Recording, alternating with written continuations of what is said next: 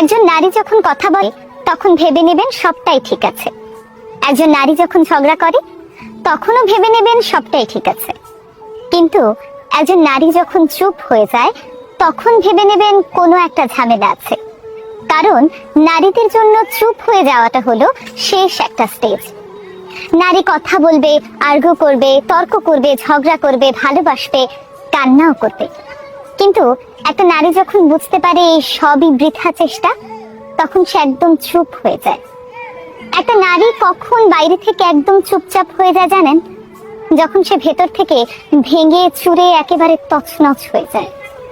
নারীদের নীরবতাকে কখনোই হালকা ভাবে নেবেন না। কারণ যে নারী যত বেশি ভালোবাসতে পারে সে নারী তত বেশি ভালোবাসার মানুষকে ছাড়া থাকতেও পারে। মা যখন শাশুড়ি, হ্যাঁ, আমাদের সমাজে এমন কিছু ছেলের মায়েরা রয়েছেন যারা তার ছেলের বউকে নানান ভাবে অসম্মান অপমান করে থাকেন কিছু কথার মাধ্যমে। যেমন ধরুন, ছেলের বউকে বলেন, জানো আমার এই ছেলেকে 10 মাস পেটে রাখতে কত কষ্ট হয়েছে, তারপরে বড় করা, পড়াশোনা শেখানো, প্রতিষ্ঠিত করা, এই পর্যন্ত নিয়ে আসা, আমাকে কত ত্যাগ করতে হয়েছে এর জন্য, তোমার কোনো ধারণা আছে? তুমি তো উড়ে এসে জুড়ে বসেছো, তোমার আর কি, তুমি এই কষ্ট কোথা থেকে বুঝবা?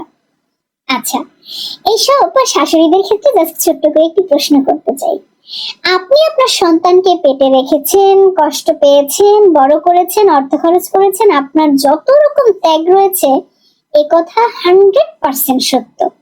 কিন্তু মা, আপনার প্রতি প্রশ্ন, যে আপনার ছেলের বউ হয়ে যে মেয়েটি এসেছে সেও তো কোনো না কোনো মায়ের সন্তান, তাই না?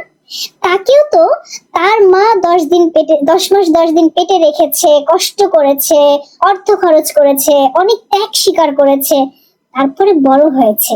আর সেই বড় হওয়া মেয়েটিকে আপনার ছেলের ঘরের বউ করে তুলে দিয়েছে।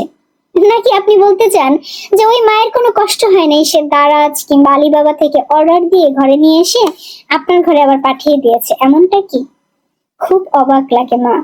আপনি একজন মা হয়ে কি করে আর এক মায়ের সন্তানকে এভাবে কষ্ট দিতে পারেন, এভাবে অপমান অসম্মান করতে পারেন?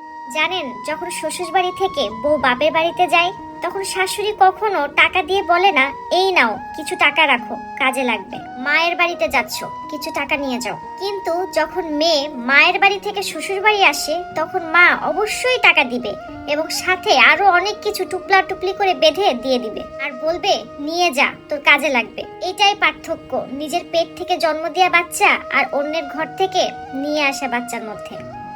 জীবনে প্রতিটি পা সাবধানে ফেলো, কারণ বহু মানুষ অপেক্ষা করে আছে শুধু তোমার একটা ভুল ধরার।